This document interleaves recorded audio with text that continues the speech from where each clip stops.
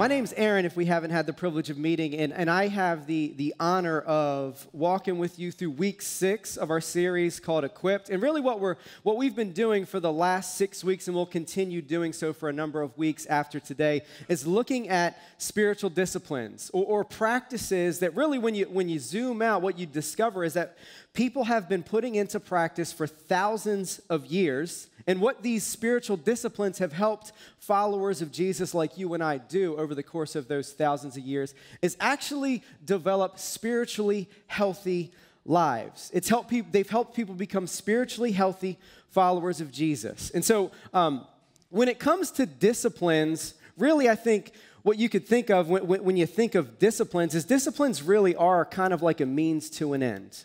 A discipline is a habit that you can form today that over time it'll give you the ability to do something that you can't currently do. So you can think of them as a means to an end. So just like weightlifting is a means to developing greater levels of strength and running is a means to developing greater levels of endurance, the spiritual disciplines are a means to an end. Only they're a little bit different. They diverge from other disciplines in that they're not so much focused on helping us develop new abilities as they are focused on helping us access a power that is far greater than the one that we currently possess. And here's why. Here's why. Spiritual disciplines really, when you boil it down, there are means by which we create time and space to connect with God at the deepest level. And that's where the power source comes from. A theologian by the name of Dallas Willard wrote a book on spiritual disciplines, and here's what he had to say. He says, the disciplines are activities of mind and body, purposefully undertaken to bring our personality and our being into effective cooperation with the divine order. They enable us more and more to live in a power that is, strictly speaking, beyond us, deriving from the spiritual realm itself. And so I just want to highlight what our goal has been throughout this entire series. And it's really this, to help you as an individual and to help us as a community of God or a church family discover and practice these spiritual disciplines so that we can be molded and shaped and formed into a greater likeness of Christ Jesus, both individually and as a church family. And so today we're going to look at a spiritual discipline that I think you're probably more familiar with than you realize. I'd even take it as far to suggest that you've been practicing this to some degree or another your entire life. And the reason I say that is because this particular spiritual discipline is tied to something that I'm convinced everyone is looking for, and it's contentment.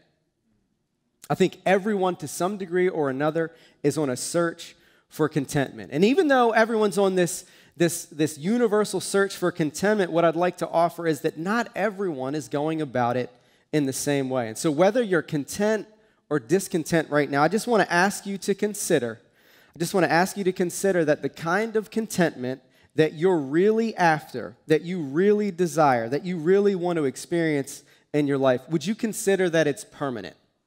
You want it to last. You're looking for the kind of contentment, I think, that can't be sabotaged by a pandemic or a personal health crisis or a divorce or any other trauma or loss that we might experience in this life.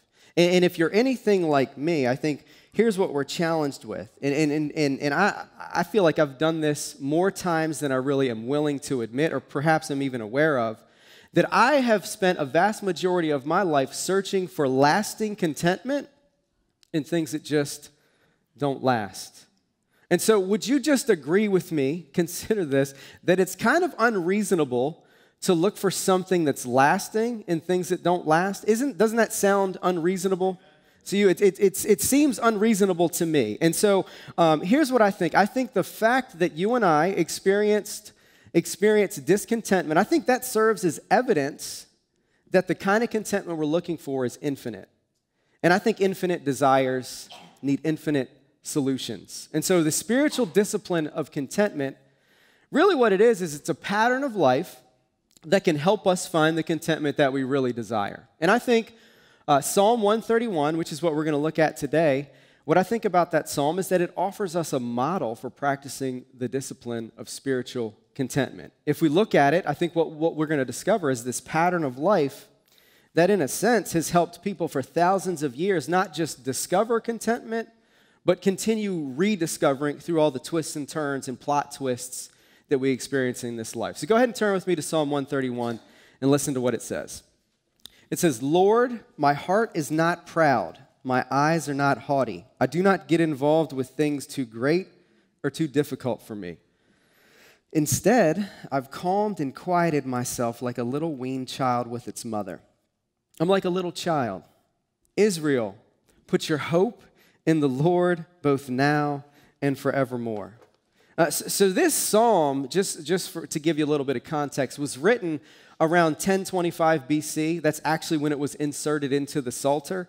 And what it's been is a part of a series of other songs that in effect have been a part of Israel's or the people of God's playlist for thousands of years. And what I mean by it's been on their playlist is somewhere about 1,000 years before Jesus came, the people of God would gather by the thousands in Jerusalem, and what they would do is they would sing psalms like this one, all for the purpose of recentering their lives on God and to take the time to remind themselves and each other of the great hope that they had in God. And Psalm 131 was always on their playlist, and what I want to do today is just put it on ours.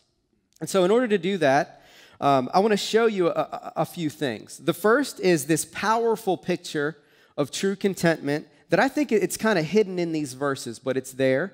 Secondly, I want us to take a peek at the vivid transformation that we can experience in our lives when we actually find the contentment that we're looking for, or true contentment, in other words. And then lastly, I want to show you a pattern for practicing the spiritual discipline of contentment in our own personal lives. And so this begs the question, what is true contentment? In order to answer that, I want to approach it in two different ways. First, I want to share with you some personal misconceptions that I have when it comes to contentment.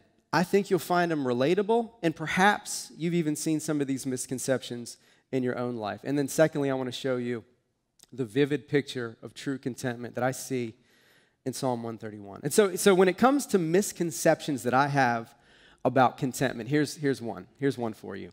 I live my life sometimes in a way that if you were looking in the window, you would draw the conclusion that the secret to contentment is found in my circumstances.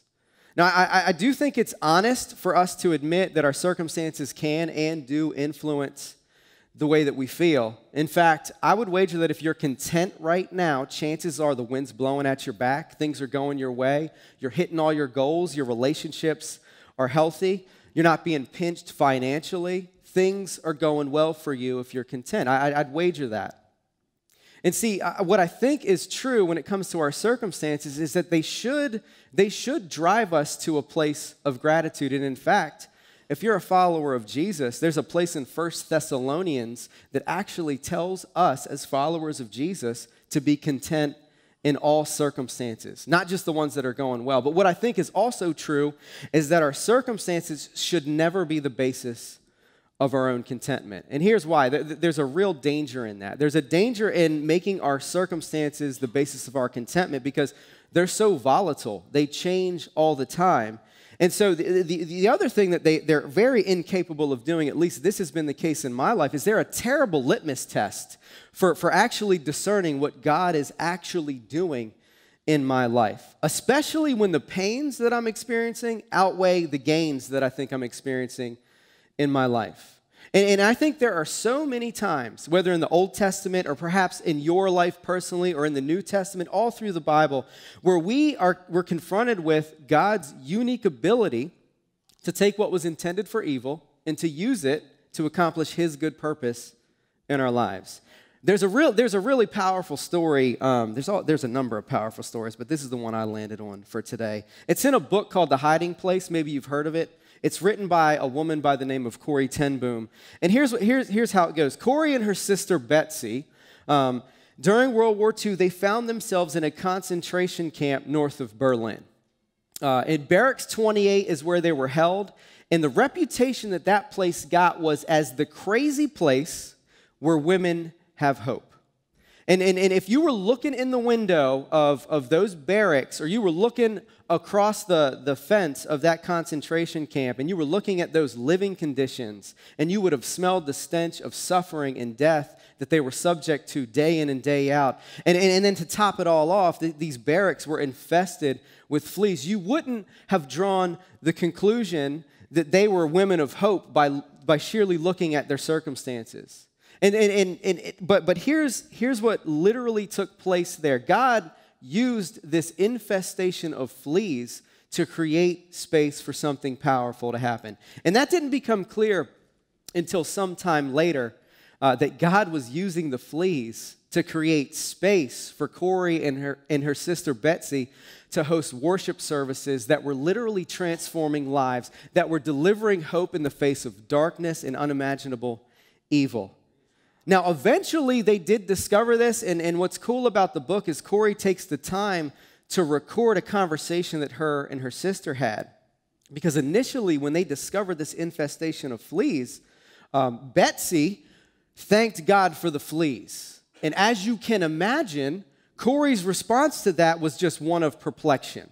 And she said, how could you thank God for the very thing that seems to be adding curse on top of curse that we're already experiencing? But here's what Corey says in her book about the conversation they shared. She says, Betsy could not keep the triumph from her voice. Because of the fleas, that's what she said, that place is crawling with fleas. My mind rushed back to our first hour in this place. I remember Betsy's bowed head, remembered her thanks to God for creatures I could see no use for. Look, the whole point of me telling that story, and the point that I'm really driving at, is that the reason true contentment will never come from our circumstances, the reason we're told to give thanks in all circumstances, is because God only ever uses our circumstances to shape us into the people that He's called us to be, even the ones that feel like a curse. And so a contentment based on our circumstances will never be capable of freeing us from the weight of our circumstances. So that's one misconception. Another one that I have is that sometimes I live in a way that suggests that I believe that the secret to contentment is denial of and distraction from my circumstances. And I'm not certain that I'm the only one that's ever rationalized a toxic situation or a toxic relationship by really just denying how bad things are. And really, what I'm driving at is when we do that, when we compensate for our discontentment through denial, that's just not the same as contentment. I think contentment that's based on us trying to find the silver lining or compare our situation to something more troubling or traumatic really only ever leads to deeper senses of cynicism than it does deeper levels of contentment. You see, I'm convinced that I need, and I'd suggest that maybe you need it too, a contentment that transcends our circumstances, not one that forces us to live in denial of them or distract ourselves from them. And so let me be really clear about what I'm not saying. What I'm not saying is that creating space between you and the chaos of your life is not something that you need. I'm not suggesting that that's intrinsically bad. In fact, I would wager that you probably need to unplug and rest a whole lot more than you're actually doing right now. But what I am suggesting is that I have yet to find a Netflix binge or a vacation or another distraction or fix of any other sort that has only ever helped me to self-medicate, only to be reawoken to the startling reality that everything I distracted myself from or denied was right where I left it. And in some cases, things had actually gotten worse. Right? So the point that I'm making is if you're looking to the silver lining or the next vacation or the next getaway or the next fix, whatever it might be for you to deliver a lasting contentment in your life, I think you'll probably discover what a woman by the name of Ann Peterson discovered. She highlighted it in her book called Can't Even. I think that's a funny title to a book. But the subtitle is How Millennials Became the Burnout Generation. And in the book, she critiques the more than $11 billion self-actualization industry and its inability, or the inability of a spa day to really cure what ails us. And here's one of the conclusions that she draws for our culture. This made a lot of sense to me. She says, as a culture, we're beginning to understand what ails us, and it's not something an oxygen facial, which I've never had, or a treadmill desk can fix. I really would love to have a treadmill desk, just saying that to whoever's listening. But I'm not going to put my hope in it. But here's what I'm getting at. This is when I get into the mode of denial or detaching myself from the chaos of life, I think what I should do is ask myself a simple question. Is it reasonable for me to make a vacation, a relationship, or a fix of any other sort the source of my greatest consolation? History in my life stands to show that never works out. It never leaves me in any other place than feeling deeply disappointed and bitter. So the kind of contentment I believe that we're looking for, it doesn't come from denial. It doesn't come from distracting ourselves from our circumstances. I think where it comes from is having something at work in our lives that's independent of our circumstances. And so there's some misconceptions that I've wrestled with that I will probably continue wrestling with for the rest of my life. I'm pointing them out because I think there's a chance that you've been wrestling with them too. But more important than that, what I really want to show you is that the spiritual discipline of contentment is a way that we can take control of our misconceptions instead of being controlled by them. And I think the best way to combat a misconception is with the truth. Would you agree with that? And so to help us do that, I want to show you this picture of true contentment that I see in Psalm 131. It's in verse 2. It says, I have calmed and quieted myself like a little weaned child with its mother. I am like a little child. And so the idea that I believe this verse points to is that true contentment comes from having something at the center of your life that frees you from the weight of this life. True contentment doesn't distract you from it. It doesn't force you to deny it. It actually will free you from the weight of this life. And here's what I'm getting at. I think we're all looking for a contentment that's permanent, and the only way to get a contentment that lasts is to base it on something that's permanent. And the problem that we have is that we're constantly looking for a lasting contentment in things that don't last. And here's what happens when we do that. We give our circumstances that were only ever intended to shape us power over us. And so because God is the only one in the universe who transcends our circumstances, nothing less than God at the center of our lives can deliver the kind of contentment we need. And this is what David's writing about in Psalm 131. And if you were to take the time to investigate his life, what you would discover is that from an early age, his life was marked by unmet expectations, disappointments, disillusionment, depression, and even moral failure.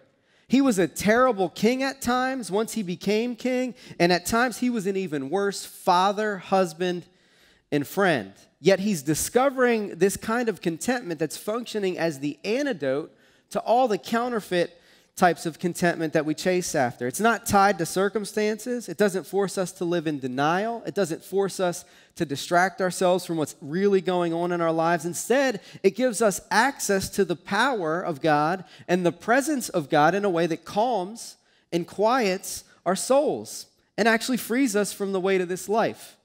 Look, the message that I see behind David saying, I've calmed and quieted myself like a little weaned child with its mother, is that. And I'm a dad of 5, and what that doesn't mean is that what it doesn't mean is I'm an expert, because I'm certainly not that. What it does mean is I have a lot of experience. What it also means is I probably have made way more mistakes than you. Just throwing that out there. Things compound the more people you add to the mix. So thanks for listening to my TED Talk. I'm going to continue. But here's one thing that I've noticed with each of my girls when they were infants, right? When they cried for Sarah, which is their mom, they never really just wanted her to hold them. They wanted to eat. right? And so they get all fired up, and they're screaming that hangry baby cry, and they're kind of like death rolling like a crocodile, and they're crooking their neck, and they really want to eat. If you've seen this, you know exactly what I'm talking about, right? They didn't just want to sit in their mother's presence. They needed something in addition to their mother's presence. But all that changed. All that changed, and it has changed now that they're older.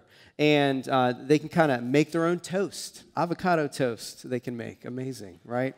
But they can feed themselves now. And so what I see now is there are routine times where they just climb into Sarah's lap or they lay next to her in bed, and they just want to be in her presence. And the reason for that is there's something powerful. There's something peaceful about being in their mother's presence. And what David is really showing us is what the power and presence of God can be like in our lives. He's saying that it's a presence powerful enough to free you from the weight of this life, and it's capable of embracing you in a way that makes you feel protected, loved, and accepted. So when David says he's calmed and quieted himself like a little child, what he's showing us is that the spiritual discipline of contentment it's the conscientious effort, the same effort that a little child makes to climb into their mother's lap, to put your ultimate desire on God, and to put all other desires in their proper place below God. This is something you have to practice. And I think that as you learn to rest in God's power and presence, it will actually break the power of your circumstances over you and begin freeing you from the weight of this life. You see, true contentment comes from having the infinite God at the center of your life, because he's the only one capable of freeing you from the infinite weight of this life and fulfilling the infinite desire for contentment that we have. So we've talked about what I believe true contentment is, but now I want to show you how it can transform our hearts. I want to show you how it can transform our vision or the way that we see other people, and I want to show you how it'll actually transform our way of life. So first, true contentment can transform our hearts. Take a look at verse 1. Here's what David says. He says, "Lord, my heart is not proud." And you've probably heard us say this before, but the word heart here really just means the control center of your life. In other words, whatever is at the center of our lives has the most influence in our lives. It actually has the most powerful influence in our lives. It's what gives you significance. It's what will give you a sense of hope. It has the power to motivate you or to deflate you. It has the power to direct and move you in ways that you may not even be aware of. And so if you want to get to the bottom of what actually is at the center of your life, I think a good place to start is to just do a simple inventory of how you spend your free time, how you spend your money, your thought life, what you do when no one's looking, your attitudes towards people who disagree with you or don't believe what you believe. When David says, "My heart is not proud," the reason he's able to say that is because he's taken a self-inventory. He's searched his heart, and he's been brutally honest with himself about what's actually there. And he's indirectly admitting that he's lived much of his life driven and controlled by his own self-centered pride. And he's discovered that way of life never really leads to anything other than exhaustion. And when we live a self-centered, prideful life, it injures everyone in our path, especially the people that we love the most.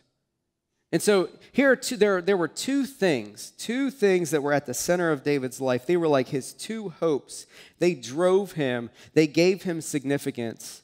And it's really what he had built his life on prior to beginning to build it on the power and presence of God.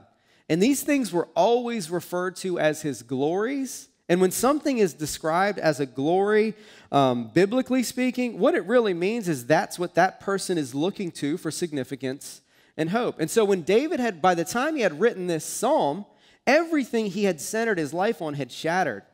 His first great hope was his love of his son Absalom, which he had completely lost when his son launched a coup and put David on the run as a fugitive. And when David became a fugitive, he had completely lost the acclaim of his people. So everything in David's life had shattered, yet it didn't shatter him because he had learned to shift his hope from things that were shakeable to the unshakable God. And what this shows us at least I think this is what it shows us, is that until we identify what's at the center of our lives and replace it with an unshakable God, we run the risk of building our lives on things that cannot deliver the type of contentment that our souls create or crave. From my vantage point, practicing the spiritual discipline of contentment means taking the time to discover what's at the center of your life and replacing it with God.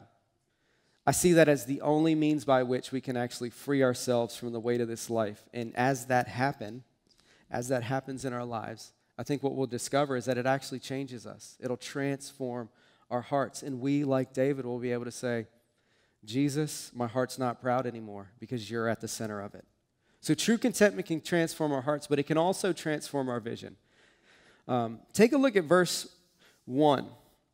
This is the middle portion of verse 1. It says, my eyes are not haughty. And now, haughty eyes, really what they are is an outward expression of an inward sense of pride and superiority towards people. This is what causes us to include some and exclude others. This is also what causes us it's what really gives us this attitude that causes us to approach people by calculating what we can get out of them rather than determining how to love and serve them. And the point that really this drives at is that until we find our ultimate contentment in God, we tend to look at people, this could be subconsciously or consciously, as a means to our own selfish ends. I think this is the reason why people manipulate each other. I think it's the reason why we leverage influence when we have it. I think it's the reason why we conceal the truth when the truth can put us on the hot seat. But practicing the spiritual discipline of contentment means allowing the way that we view people to be shaped by how God views them. And in case you were wondering, there aren't any caveats. People don't have to agree with you or believe what you believe or see things the way that you see them for God to see them as infinitely valuable. And what's evident in David's life is that he's learned the type of contentment that's freed him from the need to leverage and abuse his power as king. And now he's actually been empowered to start loving people. And loving people well, I think, is evidence that something shifted in David's life. And I think when you find yourself loving people well, it's going to be evidence that something's shifted in your life as well. There were so many times in David's life that he took advantage of people by leveraging his authority. And I would wager that you probably have leaders in your life, bosses, people, maybe parents, maybe relatives, that have done the same thing that David was doing. But I just want to pause there for a second and say that if we allow ourselves to believe that somehow we're beyond that or above that because we're not kings or politicians or CEOs or leaders, I want to ask you to consider this. In cultures like ours that place a really high value on individual needs and wants, I think we run the risk of defining love as an affection for or an attraction to someone or something. Let me tell you what I mean. When we say we love something, most of the time what I think we're really saying is, I want to have that. I want to consume that for my own pleasure. I want to take from it and not give to it. And when we have anything other than God at the center of our lives, people become another thing that we use for our own personal gratification. I have a good friend that he spent a number of decades counseling professional athletes. And one of the things that he discovered through his work is that there's a deep skepticism amidst professional athletes when it comes to people. And I think there's a reason for that. I think the reason is because of their place in society, they have a hard time distinguishing between who's approaching them for what they have and who's approaching them because they have a deep care for them. All right, and I think we've all experienced shades of this in our life. I think that we've either approached people for what what benefit they can bring to our lives or what we can get from them. And I think some of us have been approached like that. We've been used by people because of the benefit that we afforded them. I just want to point out, and regardless of what the case is in your life, I just want to point out that God's design for relationships is not, it's the end towards which our relationships are moving by way of God's design is never for personal gain. God elevates sacrificial love as the highest ideal amidst his people. And so what I think this verse is really showing us is that when we find contentment in God alone, it frees us from the need to manipulate people, to look down on people, or to do this. I think this is extremely unreasonable, to put the unreasonable expectation on a person in your life as if they're responsible for your sense of contentment. I think that's entirely unreasonable. I think that puts too much pressure on someone else. It's a pressure that they can never deliver on. But here's what it empowers us to do. It empowers us to begin seeing people the way that God sees them, as infinitely valuable and worth our love, commitment, care, and worth giving up our own rights and privileges for. So I've shown you how true contentment can transform our hearts. I've shown you how it can transform our vision. But now I want to show you how it can transform our way of life. Listen to what David says next.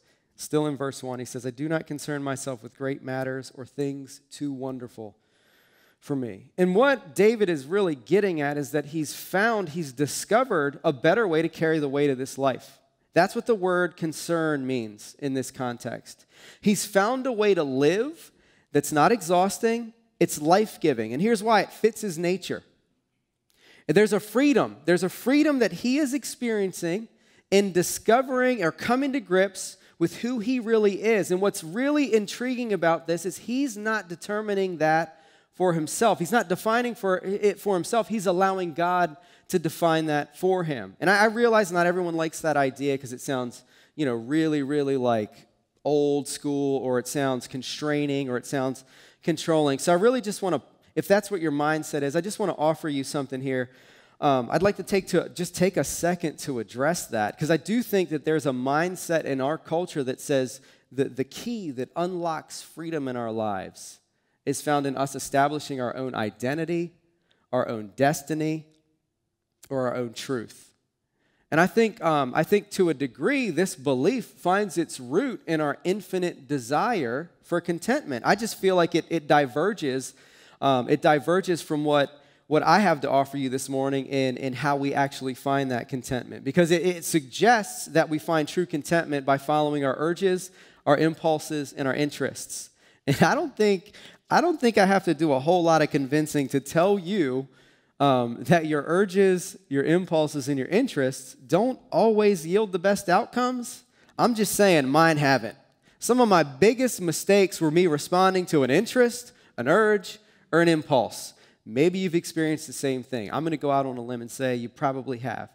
But most of the time, and here's why, most of the time I don't even think we really realize what the decisions we make today are actually capable of yielding tomorrow. And so if that is the case, if it's really hard for us to determine by way of decisions today the outcomes that we're going to experience tomorrow, I think at best, here's what we'll experience if we follow urges, impulses, and interests. We'll just follow a series of leads, only ever hoping for the best. But that's not even the biggest problem I see with this mindset. The biggest problem I see is that it assumes that every one of our problems exist outside of us, and that internally, somehow, we have the wisdom and the insight that it takes to author our own story, that somehow we hold the key to contentment in our own lives. And if that's something that you believe, that's fine. I want to offer something that I think is worth acknowledging. I think that way of life is excluding. I think it's exhausting, and I think it's debilitating. A really long time ago, actually back in the 13th century, there was a philosopher by the name of Thomas Aquinas, and here's what he said when he was speaking to this mindset. And the question he was answering is, what would it take to satisfy our infinite desire? And here's what he answered. He gives one word. He says, everything. In other words, what he was really saying is we'd have to have everything. We'd have to win the affections of everyone. We'd have to hit every goal. We'd have to achieve every award. We'd have to travel to every place. We'd have to do everything. Aquinas wasn't suggesting that was actually possible. What he was driving at was the point that our desire for contentment is infinite. Yet we are on this continual plight searching to fulfill an infinite desire with finite things. And this is why our discontent can be so chronic. I think it's kind of like an itch that we just can't scratch. And no matter how much we see, do, buy, sell, accrue, acquire, experience, I think eventually we find ourselves in the valley of discontentment again and again. And so the point I'm driving at is looking for contentment this way, it's exhausting. Because if you're looking for something you can't find, you just get tired after a while, right? It's a perpetual search for something permanent by way of impermanent things. And here's why it's debilitating. Eventually we find that we don't have the poise, we don't have the prowess, we don't have the intellect, we don't have the endurance to actually find what we're looking for. And here's why it's excluding. You don't have to look very far to see this. Not everyone was born into the same situation. Not everyone has access to the same resources. Your disadvantages, while they might be similar, are different than mine. My advantages are different than yours. The point is, if we have to carry the weight of deciding who we are, and then on top of that, finding our own destiny, I find that to be exhausting and something that eventually will just crush me rather than free me from the weight of this life. But David had found a way to carry the weight of this life that's life-giving, because it's not based on the instability of where he was born or his ability or his education level or his gender. It doesn't demand that we discover who we are. It actually just honors our nature, and it gives us a stability and an identity that's not built on gender, sexual orientation, political affiliation, because none of those identities can give us what we actually are looking for, because I think we need something that's a little bit more stable than economics. It's more stable than politics. It's more stable than your gender. It's more stable than your national identity or your sexual orientation. I think we need something that's stable enough to withstand all the plot twists, all the ups and downs, all the turns and the traumas that we experience in this life. And so when David says, I do not concern myself with great matters or things too wonderful for me, he's pointing out that there's a type of contentment that can free us from the need to compare ourselves, to live up to the expectations of other people, to see ourselves through the lens of success and failure. He's saying there's a freedom in coming to grips with your weaknesses, in understanding your limitations. There's a freedom, and the type of freedom it really provides is it frees you from the pressure of trying to have all the answers. And it comes as we develop an understanding that we're people designed in the image and likeness of God, who because of that, we have this infinite desire for contentment that only an infinite God can meet. And I think when we discover that, you can actually start evaluating yourself a little differently.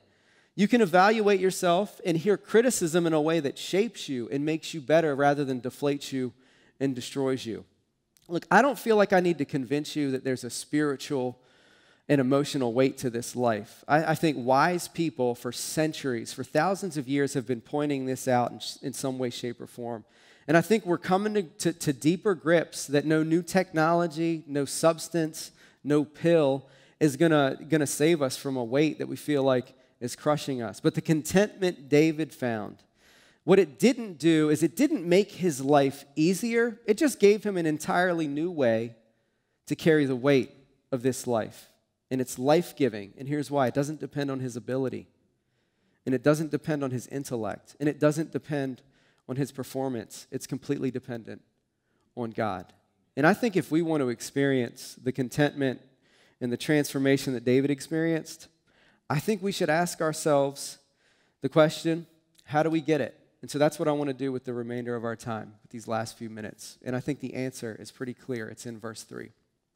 Verse 3 says, Israel, put your hope in the Lord both now and forever. When I reflect on my childhood home and my upbringing, the culture I was raised in, the schools I attended, the degrees I have, the places that have really shaped and influenced my understanding of hope, what I've concluded is that my understanding of hope by way of all those avenues really is more just like an anxious wish than it is an unshakable certainty. It's almost like this I hope it works out philosophy of life. And what that is so fragile. It's so fragile. And even though there have been times in my life where what I hoped would work out actually worked out, those things never provided the stability that I actually need. They never provided a stability that lasted for more than a brief season.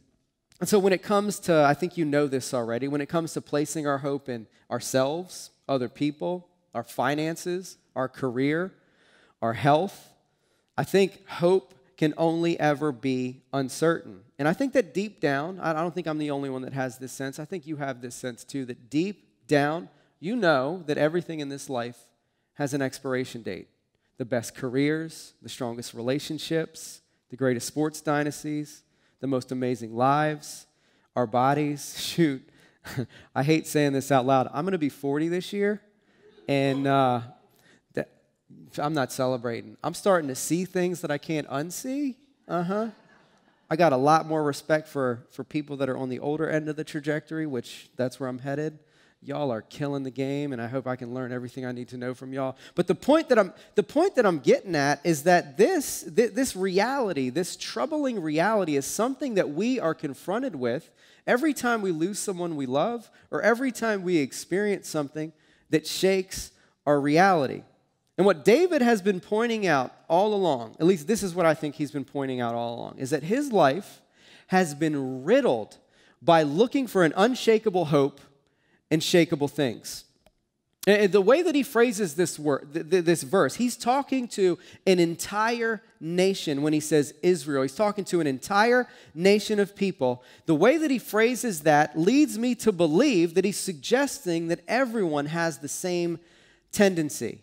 And if what David is pointing out is true, and if you're really serious about your own well-being, and you're really serious about living in a way that leads you to the degree of spiritual health that you really want, here's the question I think you should ask. It's the question that I'm asking myself, and I just want to offer it to you. Is what I'm looking for ultimate hope stable enough to free me from the weight of this life?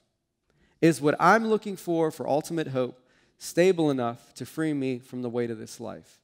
What I'm really trying to point out is that this is something you already sense, if you're being honest. And you know that if we don't have something outside of this life that gives us a hope that's more stable than anything in this life can actually provide, the weight of this life just becomes more and more unbearable. And this is what David's found. And it's the source of contentment that transformed his heart. It revolutionized the way that he loved people.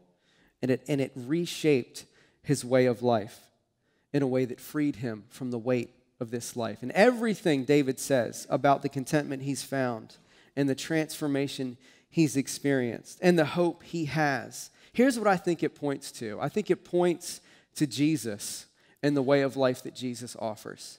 In Matthew 11, verse 28, Jesus is recorded saying something. And what he's saying is he's really offering us an invitation into his way of life. And so I want to ask you to listen to the words of Jesus here. Here's what he says. He says, "Come to me, all of you who are weary and burdened, and I will give you rest. All of you, take up my yoke and learn from me, because I'm gentle and humble in heart, and you will find rest for yourselves. For my yoke is easy and my burden is light." Look, the humbleness of heart, the gentleness toward people, and the rest that David experienced, I think it was just a small taste of what Jesus can provide for us more fully when we take up his yoke. You see, the word yoke probably doesn't really register or resonate with a lot of people, but back in Jesus' day, and Jesus was a rabbi, and so back in Jesus' day, every rabbi had a yoke. And really what a yoke was a way of life that a rabbi designed to help his followers carry the weight of this life. And so I read something recently that for me, it really just unlocked the meaning of Jesus' yoke.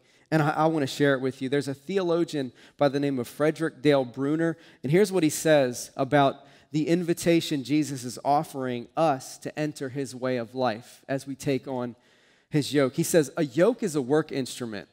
Thus, when Jesus offers a yoke, he offers what we might think tired workers need least. They need a mattress or a vacation, not a yoke. But Jesus realizes that the most restful gift he can give the tired is a new way to carry life, a fresh way to bear responsibilities. Realism sees that life is a succession of burdens. We cannot get away from them. Thus, instead of offering escape, Jesus offers equipment. Jesus means that obedience to him will develop in us a balance and a way of carrying life that will give more rest than the way we've been living. The way of Jesus doesn't lead to denial, and it doesn't force us to distract ourselves from the chaos of our lives. It actually is capable of breaking the power of our circumstances over us because it gives us the power to face any circumstance. It gives us an unshakable hope that nothing in this life is capable of doing anything more than shaping us into the people God intended us to be. There's a couple more things I want to say as I wrap up, and I want to invite the worship team back on the stage as we do that. I really just want to show you why Jesus' yoke is easy and why the burden of Jesus is light. And here's why that is. Here's why it's easy, and here's why it's light. Through Jesus' death, he completely faced the weight of this life. He completely faced everything that weighs us down. He completely faced everything that has resulted from humanity turning its back on God. Jesus completely faced the weight of this life through his death. And he set us completely free from the weight of this life through his resurrection. And so when you look to Jesus and you start to see that Jesus completely forfeited his contentment in order to secure yours, here's what I think will happen. I think it'll calm your soul like nothing else can. And when you see Jesus' resurrection from the dead as a living hope, and you start to see what it means, and you see that it means that the only result that anything in this life can yield for a follower of Jesus is resurrection. I think that'll give you a hope that's a living hope. I think it'll become an unshakable hope, and I think it'll take root in your life and shape you in ways that you didn't realize were possible as you come to grips with the fact that nothing in this life is capable of taking away what Jesus secured for us when he faced the weight of this life and when he proved that the weight of this life is powerless to take anything from us. And I think you'll come to grips with the fact that in 1 Thessalonians, when we're told to give thanks in all circumstances, I think you'll come to realize what Corrie ten Boom and her sister Betsy realized in that concentration camp. That sometimes the very thing that seems like a curse in our lives is what God is using to change our lives, to transform our lives, and to make us into the people that he's called us to be. Look, I think that true contentment comes from having Jesus at the center of your life. And I believe that because he's the only one that's proved himself capable of freeing us from the weight of this life. And when that happens, I think it'll transform your heart. I think it'll revolutionize the way that you love people. And I think it'll revolutionize your way of life. And rather than being weighed down by the weight of this life, you'll live in a way that's life-giving. Let me pray for us. Jesus, I just want to thank you for how faithful and how committed you are to people like us. People who, when we're really, really honest, will realize that we've spent a vast majority of our lives looking what only you can offer in things that have no ability to bring the life and the hope and the transformation that we really, really want.